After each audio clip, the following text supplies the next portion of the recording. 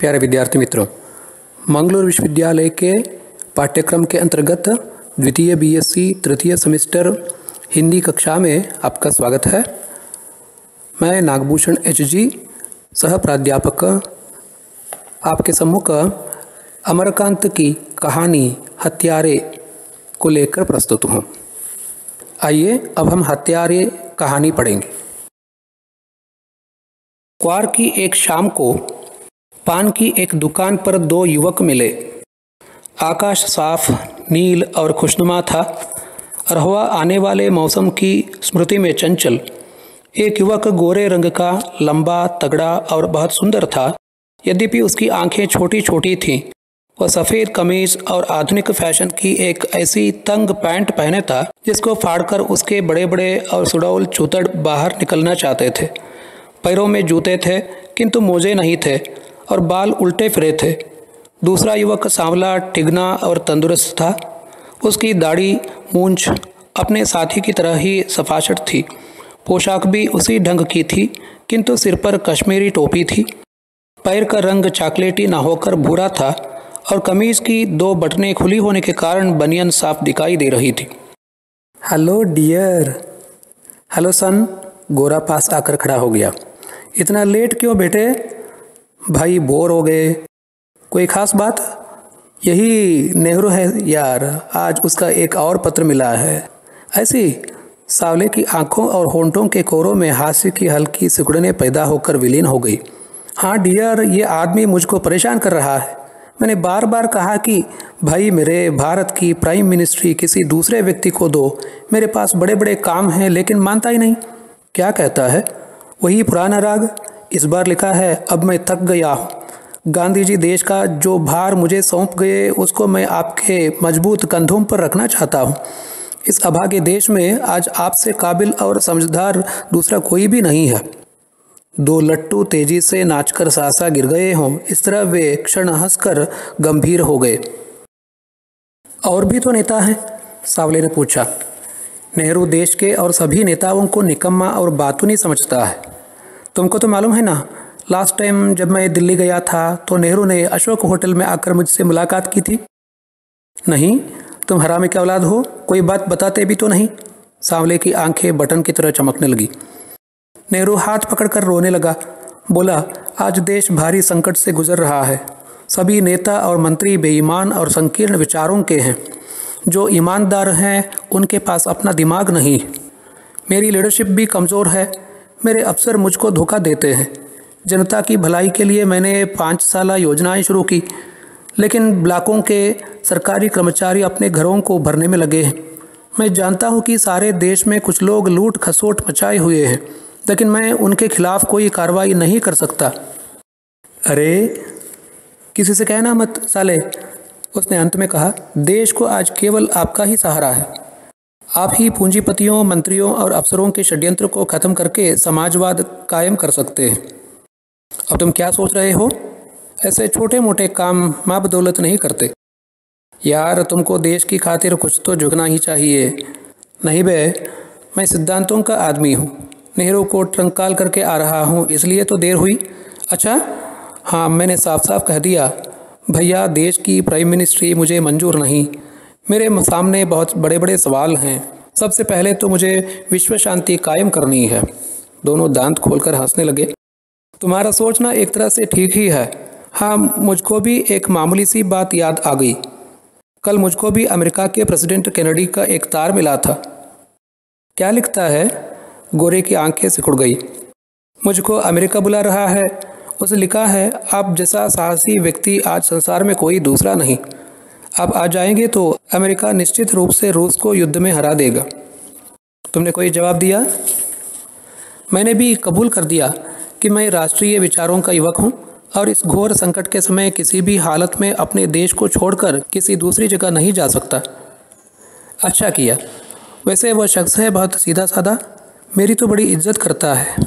मैंने ही उससे तुम्हारी सिफारिश कर दी थी। इस पर वे एक ही साथ इस तरह सिर नीचा करके हंसने लगे जैसे अपनी निकली छातियों को देखकर खुश हो रहे हो। परंतु बगल में खड़े एक पैंटदारी सज्जन की खिलखिलाहट सुनकर फौरन गंभीर हो गए। उनकी आंखें सिकुड़ गईं होंठों में दृढ़ता आ गई और गर्दनें तन गई। इसके बाद गोरे ने अजीब शान से आगे बढ़कर पानवाले से कैप्स्टन का डिब्बा ले लिया। फिर दोनों ने एक एक सिगरेट सुलगाई और अंत में शंटिंग करने वाले रेल के इंजन की तरह लापरवाही से धुआं छोड़ते हुए वहां से चलते बने। एक चौड़ी और साफ सुथरी तारकोल की सड़क के दोनों ओर भव्य दुकानें थी। अगल बगल दोनों फुटपाथों पर हर उम्र, पेशा और रंग रूप के स्त्री पुरुषों की उत्साही भीड़ें विपरीत दिशाओं को सरक रही थी। वे बाईं पटरी से आगे बढ़ रहे थे।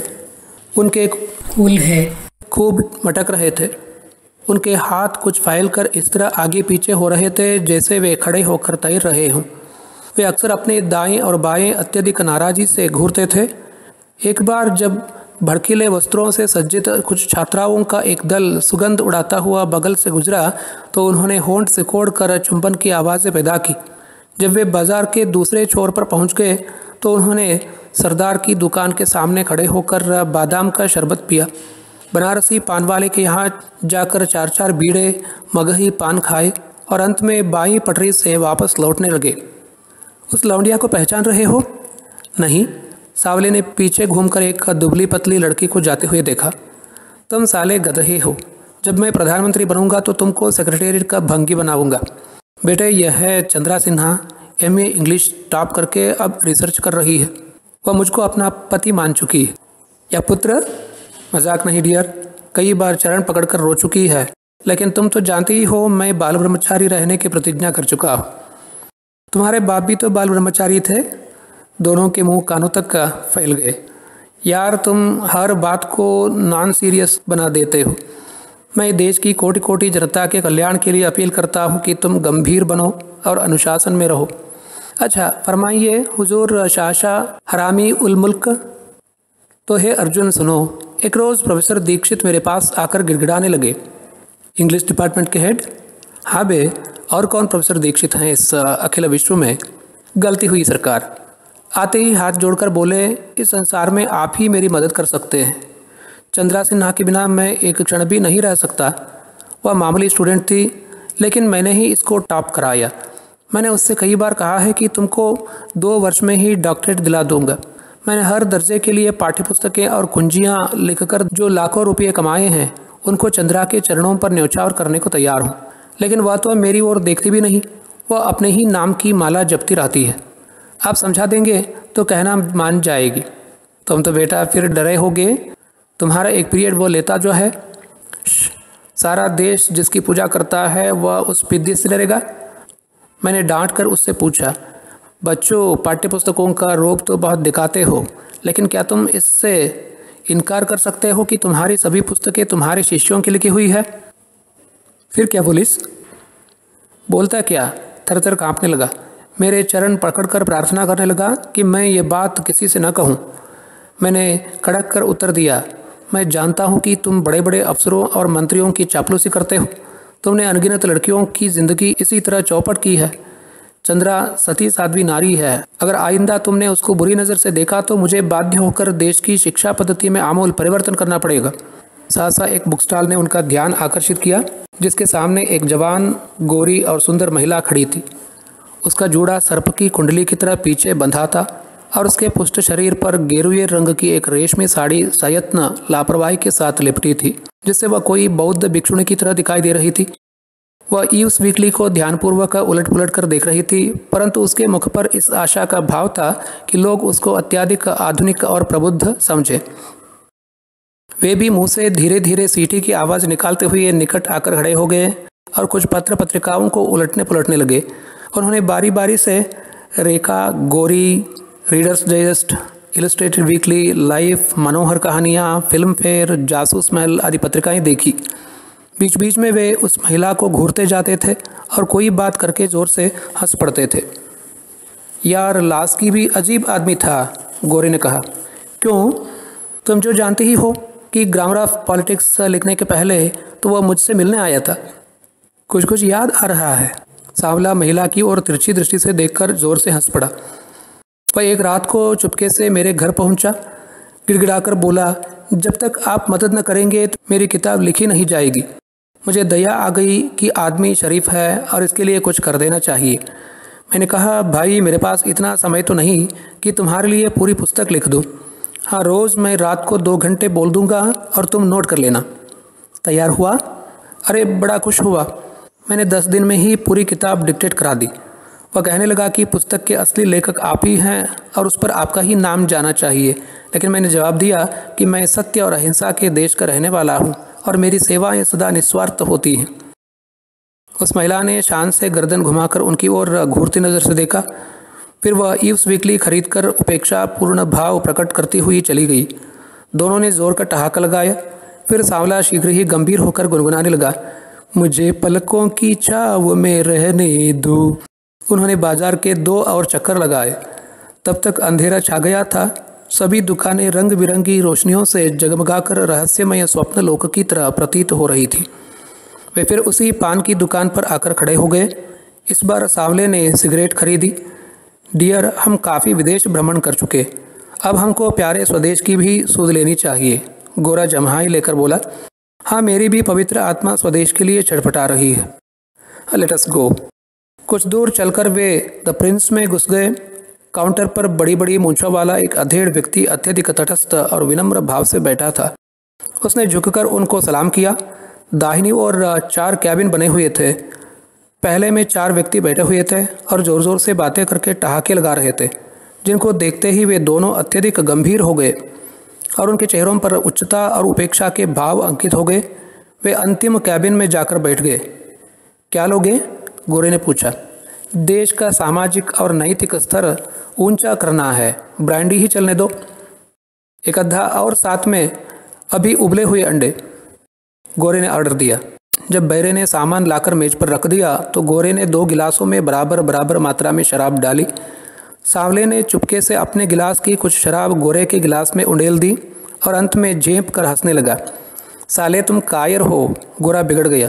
मैंने सोचा था कि प्राइम मिनिस्टर होने पर मैं तुमको भ्रष्टाचार निवारण समिति और जाति भेद उन्मूलन समिति का अध्यक्ष बना दूंगा, लेकिन जब तुम इतनी पी नहीं सकते तो अवसर आने पर घूस कैसे लोगे, जालसाजी कैसे करोगे, झूठ कैसे बोलोगे, फिर देश की सेवा क्या करोगे खाक।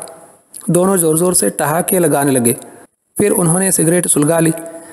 वे शराब की चुस्की लेने के बाद अंडे खाकर कुछ देर तक अपनी नाक की सीध में महत्वपूर्ण और बुजुर्गाना ढंग से देखते थे और बाद में सिगरेट के गहरे कश खींचकर धुआं छोड़ने लगते थे।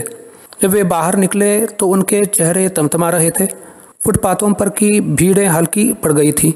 गोरे ने हाथ ऊंचे करके अपने शरीर को तोड़ा। तुम्हारी लीडरशिप का मज़ा न आया, आज तो कुछ रचनात्मक कार्य होना चाहिए। तो तैयार हो जाओ, मैं देश के चौमुखी विकास और विश्व शांति की स्थापना के लिए जो कदम उठाने जा रहा हूँ उसमें तुम्हारे जैसे नौजवान की मदद चाहिए। अगर तुम हिम्मत से काम लोगे, माँ बदौलत खुश होकर तुमको होम मिनिस्टर बना देंगे। जो आज्ञा हुजूर। तो आओ बेटा, रिक्शे पर बैठो। कुछ देर बाद उनका रिक्शा एक छोटी सी बस्ती के पास रुका, जिसमें खपरेल और फूस के 15-20 छोटे छोटे मकान थे। उस बस्ती में चौका बर्तन करने वाले कमकर, कुछ रिक्शा चालक और इसी किस्म के मजदूर रहते थे। वह स्थान विश्वविद्यालय से लगभग 1 मील दूर शहर की सीमा पर स्थित था, इसलिए दूर तक कोई अन्य बस्ती नहीं दिखाई देती थी। नुक्कड़ पर पान की एक ऐसी दुकान थी जिसमें अन्य छोटे मोटे सामान भी मिलते थे। झोपड़ियों से मध्यम मटमैली रोशनियां झांक रही थी। रात अंधेरी थी, परंतु मौसम बहुत सुहावना था और निशब्द चलने वाली पवित्र, स्वच्छ और शीतल हवा शरीर और मन को पुलक से भर देती थी। वे पहली झोंपड़ी में ही घुसे। बाहर छोटे से बरामदे में बाईं ओर दीवार से सटकर नाव की तरह गहरी एक पुरानी बसकट पड़ी हुई थी।